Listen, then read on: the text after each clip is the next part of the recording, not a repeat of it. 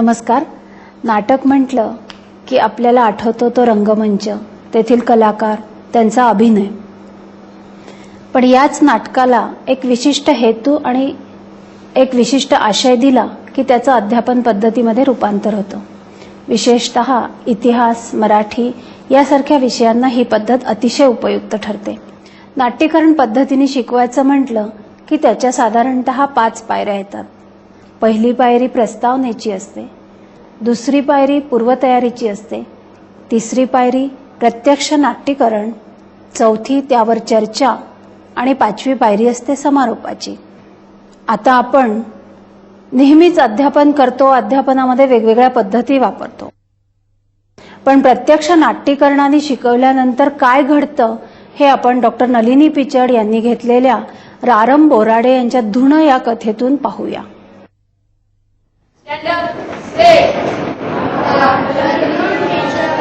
Good afternoon. बसा खाली. ताठ बसायचं. वर्गात आहोत आपण. आणि मागच्या तासाच्या वह्या पुस्तकं काय असतील आठ ठेवा. अगं तू का नाही युनिफॉर्म घातला? उभी राहा. टीचर आज वाढदिवस आहे. चला आपण तिला वाढदिवसाच्या शुभेच्छा देऊया. थँक्यू. आजचा चांगला दिवस आहे बघा, तिचा वाढदिवस आहे. मी तुम्हाला आज एक किस्सा सांगते. मी जेव्हा शाळेत येत होते ना, तर बस स्टॉप जो आहे त्याच्या मागे एक मोठी बिल्डिंग आहे, सोसायटी आहे. आणि त्या बिल्डिंग मधून 2 बायकांचे जोरजोरात भांडणाचे आवाज येत होते. त्यातली आवाजावरून मला कळलं की एक तरुण आहे आणि एक जरा वयस्कर अशी आहे. तुम्ही जरा विचार करा आणि मला सांगा की हे भांडण करणाऱ्या ज्या 2 बायका होत्या कोण असतील बरं? तू सांग. बाई, एकतर त्या आई आणि मुलगी असतील किंवा सासू सुना असतील. बरोबर आहे. म्हणजे भांडणं कोणाची होऊ शकतात, पण ती जी भांडणं चालू होती ती होती सासू आणि सूनमध्ये. या दोघांमध्ये भांडणं चालू होती. पण आताच त्यानं सांगितलं का आईचं आणि मुलीचंही भांडण होतं. आणि ही भांडणं काही फार काळ टिकत नाही. पण ही जी आई असते ती पण कधीतरी सासू होतेच. ही जी मुलगी आहे तीही कधीतरी सून होते. मग यातली आई किंवा मुलगी ही जर भांडखोर असेल आणि ती लग्न होऊन दुसरीकडे गेली तर काय होईल मला सांग. सांग. ती मुलगी तिथे पण जाऊन भांडण करेल. बरोबर आहे का? भांडणाची कारणं ही नाती नसतात, तर माणसांचे स्वभाव असतात. नाती बदलली म्हणून भांडणं कमी होतील असं नाही, तर स्वभाव जर बदलले तर भांडणं कमी होतील. हा जो विचार आहे तो आपल्या पुस्तकात धडा आहे, धुण ही कथा आहे. ह्या रारम बोराडेंच्या कथेतून हा विचार आपण आज शिकणार आहोत.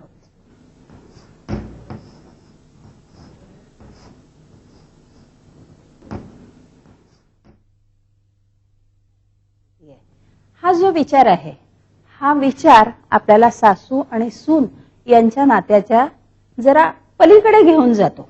त्याच्याबद्दल वेगळा विचार करायला लागतो. म्हणून ही जी कथा आहे ती समाज प्रबोधनाच्या दृष्टीने महत्वाची आहे. तुम्ही आता 9वीचे विद्यार्थी आहात, त्यामुळे भावी नागरिक म्हणून असा विचार तर तुम्ही सर्वांनी केलाच. आज आपण काय करणार, ह्या कथेचं नाट्यीकरण करणार आहोत. पण मुळात नाट्यीकरण करणार म्हणजे काय करणार, तर ही जी गोष्ट आहे की नाही त्या गोष्टीत काही पात्र आहेत. त्यात जी पात्र आहेत ती पात्र मी तुमच्यातून निवडणार. मग तुम्ही त्या भूमिका करणार. मी काय म्हटलं की ही ग्रामीण कथा आहे, त्यामुळे एखादं खेड किंवा खेड्यातलं घर कसं असतं, तिथे कुठलं कुठलं सामान सुमान असतं, ते जे बोलणारे लोक आहेत, जी पात्र आहेत, त्यांचा पेहराव कसा आहे, खेड्यातले लोक कुठले कपडे घालतात वगैरे, या सर्वाचा आपण विचार करणार. त्याच्यासाठी तुम्ही मला मदत करायची आहे. आणि मग हे सगळं, या सगळ्याची जमवाजमव करणार आपण आणि त्याचं नाट्यीकरण करणार. म्हणजे हा धडा तुम्ही शिकणार आहात. करायचं मग आपल्याला नाट्यीकरण? तर ही जी कथा आहे याच्यात 3 पात्र आहेत. त्याच्यात एक सासूबाई आहे, आत्याबाई, दुसरे आहे सून, आणि तिसरी एक गया आहे. चला, कोणाला काम करायचंय हात वर करा. याच्या आधी कोणी कोणी नाटकात मागे काम केलं होतं मी विसरले. कोणी केलं होतं? तू केलं होतं? ठीक आहे. एक तू करायचं.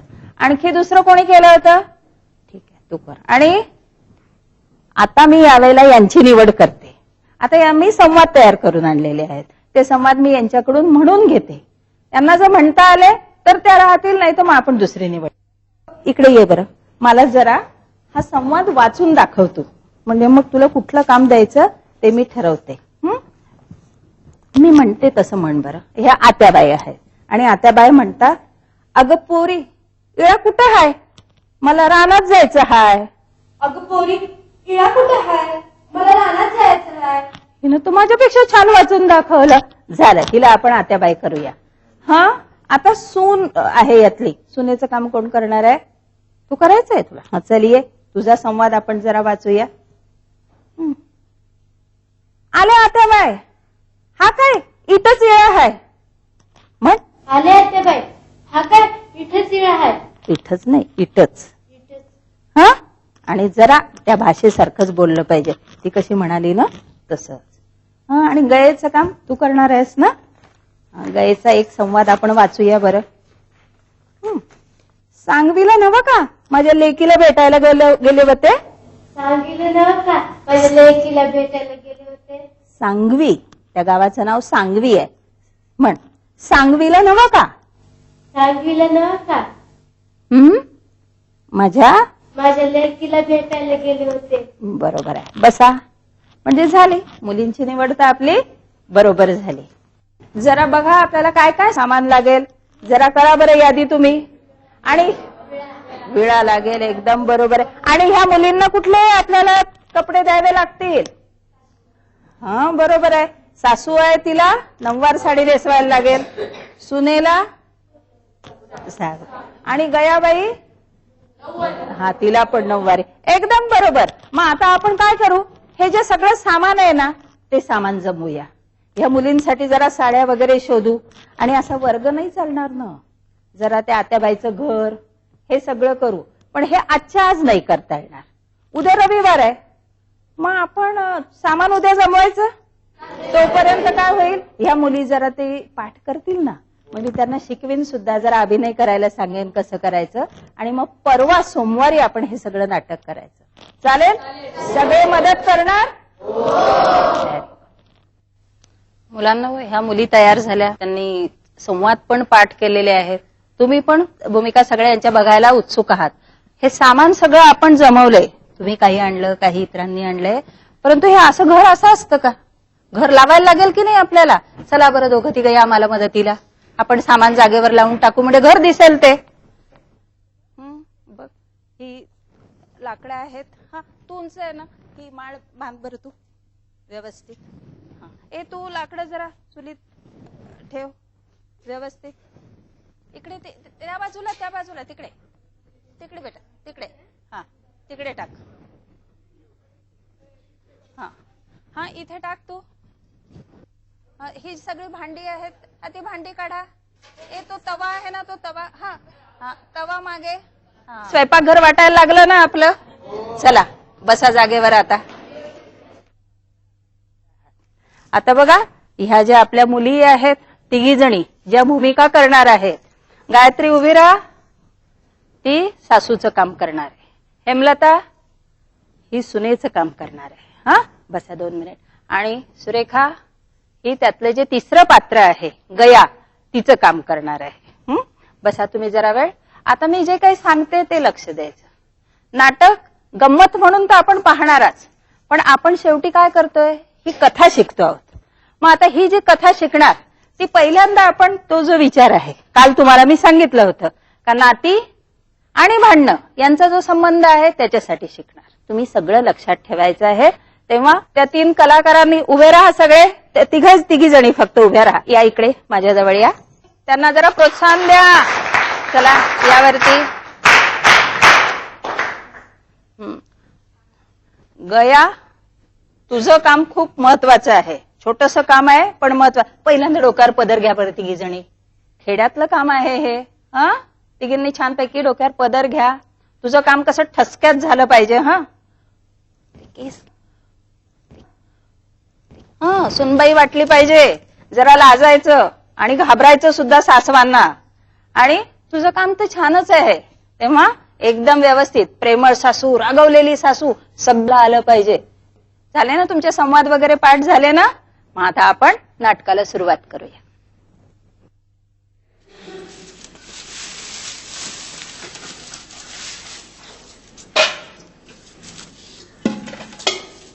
अगं पोरी, हिळा कुठं हाय?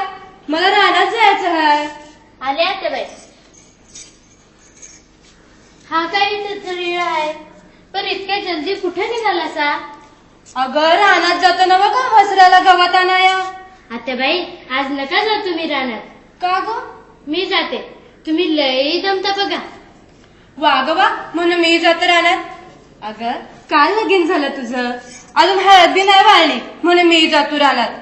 अगं नवीन नवरी ना ग तू आत्ताच नाही जायचं रानात, मीच जाते. पण आता बाई, माय संग मी बी रानात जात होते ना तेव्हा. अगं पोरी, तवाची बात वेगळी होती. आता तू माझी सून आहेस. तुझ्या भावाला माझी लेक दिली आणि माझ्या लेवकाला तू करून आणली. साट्या लोट्याच्या लग्नात असंच होतं बाई. एक लेक जाते आणि दुसरी लेक घरी येते. बर, पण आता बाई, मी धुणं धुवायला तरी नदीवर जाते ना. तुम्हीच बाहेरची समधी कामं करता आणि माझं काय सुद्धा ऐकत नाही. अगं पोरी, ही कामं आपल्या जन्माला लागली, तुला भीती करायची. पण जरा दमानं घे. मी रानात जाते, गवत आणते. दुपारला आलं की तुकडा भाकर खाऊन नदीवर धुणं धुयाला जाईल. तवर तू नीट गठुडं बांधून ठेव. नव्या नवरीला रानचा वारा नको लगाया. बर, पण आता बाई, एक बात बोलू? बोल की ग. आता बाई, मायाला लगीन ठरलं ना, तर आम्हाला सर्वांनी लय भेव धावलं. म्हणायचे साट्या लोट्याचं लगीन लय वाईट. मला पण वाटायचं माझी सासू मला मारल, शिव्या देईल.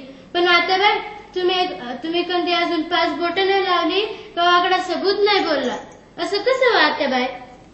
आई झाल्या बिगर तुला नाही समजायचं ते. अगं म्यावाला लगीन झालं तेव्हा मी तुझ्या परीस लहान होते बघ. मायची लई याद यायची तेव्हा. आणि भाई पण लेख नांदते ना मग तुझ्या माहेर आला. साट्या लोट्याच्या लग्नात असंच मुलीला आणि सुनेला सांभाळावं लागतं माझी माय. आता बाई, तुम्ही माझ्या सासू नव मायाच होत्या बघा मागल्या जन्मी, म्हणून असा जीव लावता ना. हा बस झालं, मला येळ होतं रानात राहायला. आणतो या इकडं.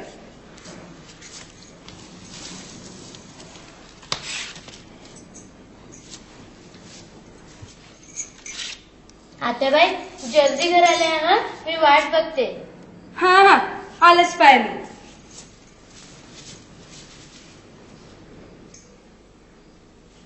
किती वेळ झाला, आता बाई अजून नाही आल्या. हा, आल्या वाटतं आता बाई. बाई माझे किती मोठा भारा. हात लाव ग बाय भाऱ्याला. आता बाई, इतका मोठा भारा आणायचा वय. मग काय झालं ग? अहो, मानाला लचकट बिस्कट बसली म्हणजे. हा ग, लचका कसं बसल? भार आणून आणून मार पार घटून गेली आहे.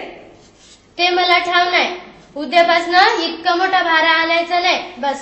बरं बाय, नाही आणणार. चाल आता पाय धुते मी. आता बाई थांबा. का ग? गरम पाणी आणते पाय धुवायला. एवढा त्रास कशाला घेतीस व परी? वा, त्रास घेते म्हणा. पाय बघा कशा टाचा उरल्यात. सारखं ओल्या मातीत काम. गार पाणी झोमत मग. मला ठाव आहे.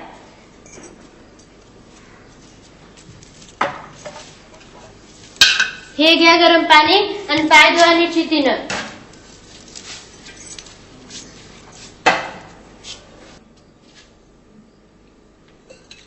धुणं नाही बांधलंस वय ग अजून? आता बाई, आताच धुणं बांधायचं वय. तुकडा खाऊन जाते म्हणतो नदीवर धुवायला.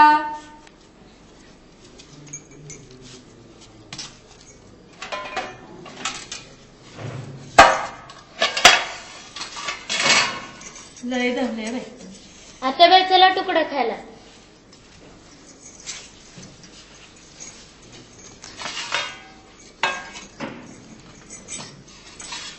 तुझ्या नवऱ्याला रोटी धाडलीस का वरानच? होय आता बाई, त्याची रोटी झाडले.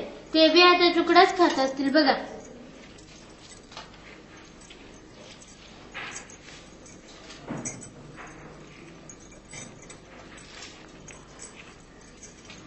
औंदा पाऊस पाणी बरं झालंय, चांगलं पिकल. होय आत्याबाई. आत्याबाई, जेवण झालं की तुम्ही थोडस लावून आणि मग धुण्याचं बघू. बर. काय करायलाय वा सावित्रमाय? कोण आहे ग? मैं गया व सावित्रमाय. कुठं गेलतीस व गया? सांगितलं नव का माझ्या लेकीला भेटायले. कवा गेलतीस ग? कालच तर आलं तिकडून. गयाबाई या ना जेवायला. हा, घे देवाचं नाव. वाड्यात गेलतीस का ग?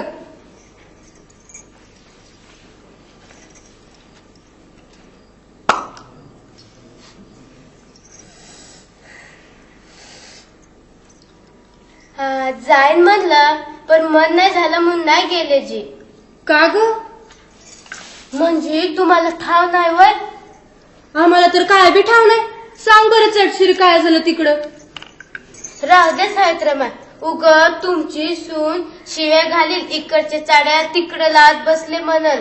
तिचं काय जातंय म्हणायला? या घरची मालकीन म्या हाय, म्या मुक्त्यार हाय. सांग चटशिरी. आजचा रंग वेगळाच आहे. आत्याबाई तर कवा अशा बोलत नाहीत. उगी काय बाई बोलून आगी तेल नाही व तू. गयाबाई काय सांगते ना ते गपचीप ऐकावं.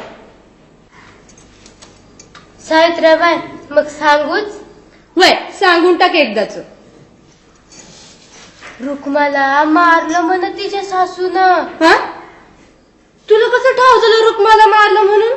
मलाच का, समजा गाव बोलत होत की. असं काय केलं म्हणावं माझ्या लेकीनं? चोळे हरवली म्हण नदीवर. म्हणजे धुणं घेऊन लेकीला नदीवर धुवायला पाठवलं होतं की काय? मग घरचं धुणं कोण धुणार हो सावित्रमाय?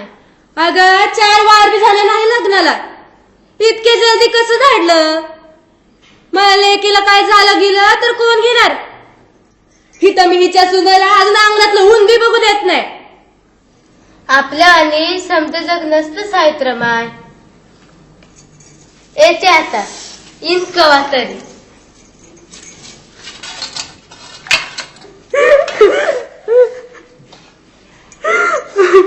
आत्याबाई शांत व्हा, नका रडू. आत्याबाई शांत व्हा. उठ की आहे भाई माले.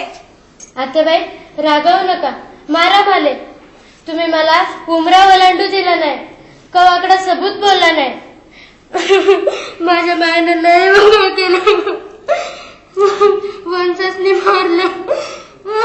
अगे भवाने, रडायचं नाटक कुणा धावतेस ग? राजाच्या राणीवाणी काय आपलं टाकून बसलीस? त्या धुणं धुवायला काय तुझी माय येणार हाय?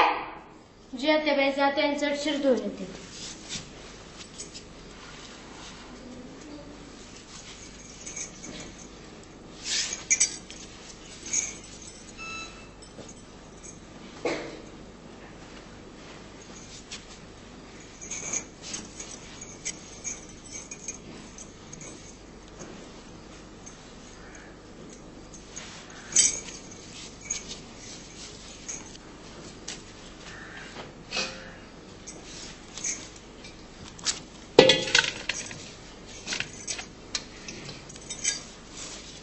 कुठं निघालीस ग? धुवायला निघाले जी. फिर माघारी. असे उन्हात निघालीस वे? बिमार पडली तर तुझी माय येणार आहे का दिसते राहायला?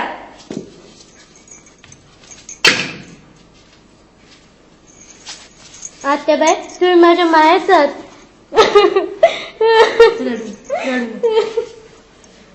येडी कुठली, लय लागला का लेकरा तुला? रडू नको,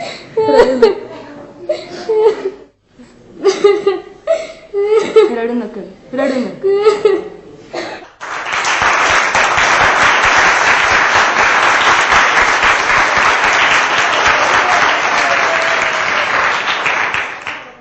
छान छान. त्यांनी कामही सुरेख केली आणि तुम्ही कौतुक पण तेवढ्याच जोरात केलं. या ग.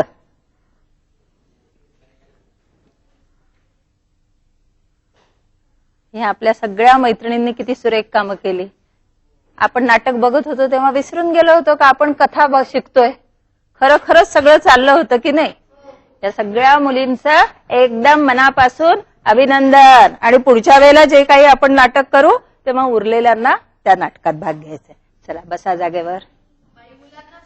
हो मुलांना सुद्धा. मुलांसाठीच नाटक शोधू आपण आणि ते करू. आता बस. आता नाटक तर बघितलं पण शेवटी आपला हेतू काय होता.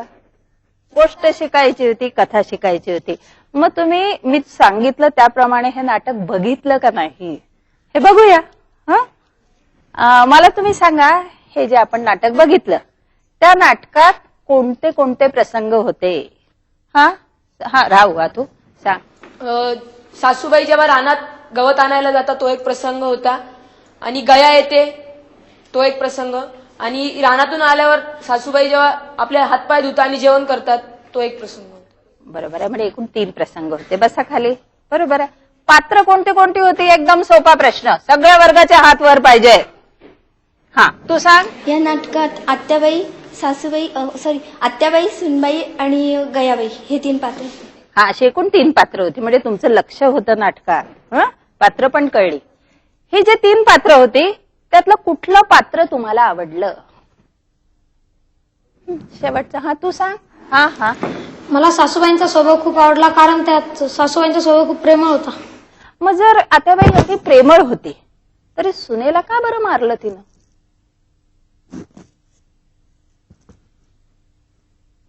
इकडे मुली. कारण त्यांना आपल्या मुलीला मारायला आवडलं नाही. कारण आपण सुनेला प्रेमानं वागवतो आणि आपल्या मुलीला बाकी तिकडे मार मिळतोय हे ऐकल्यावर तिला राग आला. गयेचं वागणं कसं चूक होतं. ज्यांनी नाटकात काम केलं त्यांनी सांगितलं गया तूच सांग मला.